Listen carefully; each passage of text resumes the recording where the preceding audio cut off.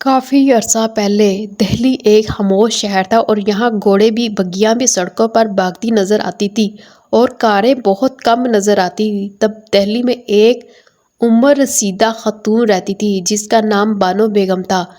آس پاس کے لوگ انہیں بائی کہہ کر پکارتے تھے۔ وہ علاقے کی سب سے مشہور دائی تھی۔ انہوں نے بہت سی خواتین کو زچگی کے مشکلات سے نجات دلائی اور بچہ پیدا کرنے میں ان کی مدد کی۔ علاقے کی ہر عورت کو بائی پر پورا بھروسہ تھا، لیکن بائی پر بھروسہ کرنا اب ایک خطرناک عمل بن گیا تھا۔ بائی دونوں آنکھوں سے اندھی تھی۔ اپنی 38ویں برتھ ڈے کے بعد اچانک بائی کو معلوم ہوا کہ اس کی نظر اب کام کرنا چھوڑ چکی ہے۔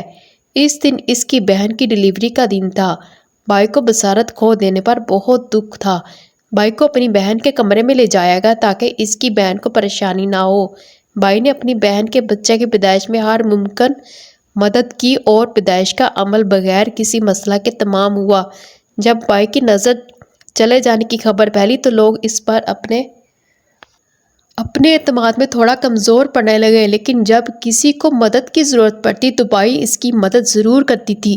کئی سال گزر گئے اور بائی کی عمر بھی ڈھلتی گئی۔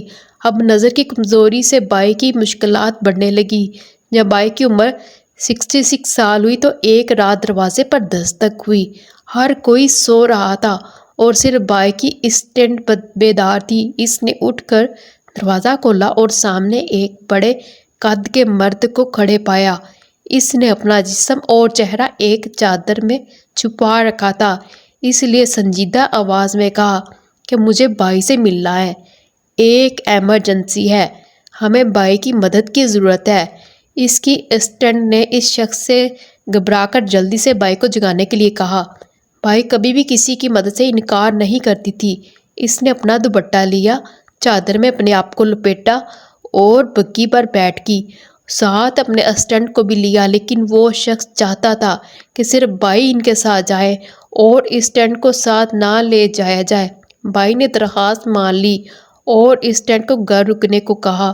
پورے راستے اس شخص نے بات تک نہ کی۔ بگی شہر کے اندر کئی گلیوں تک پہنچ گئی۔ صرف تیل کی لالٹین سے تھوڑی سی روشنی آ رہی تھی، اس کے علاوہ ہر طرف دھند اور دھول تھی۔ آخر وہ ایک پرانی حویلی پہنچے۔ یہ ایسی حویلی تھی جو کبھی کبھار بہت خوبصورت ہوا کرتی تھی، لیکن اب یہاں ہر عجیب و غریب پودے اگ چکے تھے اور دیواروں پر بھی دراڑیں پڑ چکی تھی۔ آس پاس کوئی دوسرا گھر بھی نہیں تھا اور نہ کہیں کوئی آواز سنی جا سکتی تھی، البتہ ہوا اور گھوڑوں کے ہنہنانے کی آواز سنی جا سکتی تھی۔ اس شخص نے بائی کو کہا، آپ میرے ساتھ چلیں، اور پھر وہ حویلی کے اندر چلا گیا۔ وہ بائی کو اپنے ساتھ برآمدے تک ایک بڑے روم میں لے گیا۔ اس کمرے میں تقریباً 20 لوگ موجود تھے۔ ان میں سے عورتیں اور بچے موجود تھے، لیکن کوئی نظر نہیں آ رہا تھا۔ وہ بائی کے لیے کوئی نئی چیز نہیں تھی کیونکہ وہ اندھی تھی، لیکن اس کمرے میں کچھ ایسا تھا جو اسے عجیب لگ رہا تھا۔ اس کی سانسیں پھول رہی تھی۔ مرد نے اسے بیڈ کی طرف بلایا اور کہا، میری بیوی تکلیف میں ہے، کوئی سمجھ نہیں پا رہا اس کی کیسے مدد کی جائے اور مسئلہ کیا ہے، پلیز ہماری مدد کریں۔ تب بائی کو احساس ہوا کہ یہ وہ لوگ انسان نہیں جن تھے۔ بائی اس خاتون کو دیکھ نہیں پا رہی تھی، لیکن اس کی تکلیف کو محسوس کر سکتی تھی اور اپنے ہاتھوں کے نیچے اس کے جسم کو محسوس کر سکتی تھی۔ اس غریب مخلوق پر ترس کھاتے ہوئے بائی نے خوف کو ایک طرف رکھ دیا اور بچہ کی پیدائش کا عمل شروع ہوا۔ جب اس کا کام شروع ہوا تو انسان اور جن کا فرق ختم ہو گیا۔ اب اس کی توجہ کام پر تھی اور کئی گھنٹے کی محنت کے بعد ایک چیخ اٹھی اور بچہ دنیا میں آ گیا۔ جن نے بائی کا شکریہ ادا کیا، لیکن بائی اس کمرے میں گھٹن محسوس کرتے ہوئے بے ہوش ہونے لگی۔ اس نے مرد کو درخواست دی کہ اسے واپس اپنے گھر پہنچا دیا جائے کیونکہ کام تو مکمل ہو چکا ہے۔ جن نے کہا، ہم آپ کو خالی ہاتھ نہیں جانے دیں گے، آپ ہماری طرف سے ایک تحفہ قبول کریں۔ بائی نے انکار کیا اور کہا کہ وہ صرف گھر جانا چاہتی ہے۔ اس آدمی نے کہا، میں کہہ رہا ہوں نا، اپنا دوپٹہ پکڑ لو۔ بائی نے ایسا ہی کیا اور اپنی جھولی پھیلائی۔ اس شخص نے तोहफे को दुपट्टे में फेंका। इसका दुपट्टा बहुत भारी हो गया। शायद इस शख्स ने बहुत भारी कोयले डाल दिए थे। इसने इस शख्स का शुक्रिया अदा किया और अपने घर जाने की जिद की। जब वो बग्गी में बैठे तो सूरज निकल रहा था। पैदाइश का अमल पूरी रात के बाद मुकम्मल हुआ था। इसे कोयले बहुत भारी लग रहे थे और ये कोयले उठाकर घर नहीं जाना चाहती थी। रास्ते में इसे एक एक करके कोयले ज़मीन पर फेंकती रही, जो बच के इसे दुपट्टे में बांध लिए और घर पहुंचकर बेड के पास एक अलमारी में रख दिए।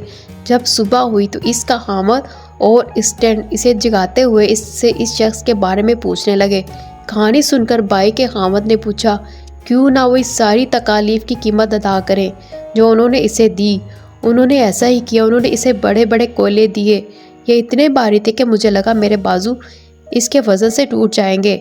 मैंने ज़्यादातर कोयले फेंक दिए, जो बच के इनमें सर्दियों के लिए चूल्हा जला लेते हैं। ये मेरे बेड के पास एक अलमारी में पड़े हैं। स्टैंड बाई के बेड से दुपट्टा कोयलों वाला निकाल कर लाई, लेकिन जब वो वापस आए तो इसका चेहरा खुशी से गुलाबी नज़र आ रहा था। वो चीख रही थी, भाई ये अंगारे नहीं, ये तो खड़े खड़े सोने के टुकड़े हैं। दोस्तों, ये कहानी कैसी लगी कमेंट्स में अपनी राय का इजहार ज़रूर कीजिए। अगर चैनल पर नए हैं तो चैनल को सब्सक्राइब कीजिए और बेल आइकॉन को दबा दीजिए ताकि आने वाली हर न्यू वीडियो का नोटिफिकेशन सबसे पहले आपको मिल सके। मिलते हैं एक नई वीडियो के साथ, तब तक के लिए खुदा हाफिज़।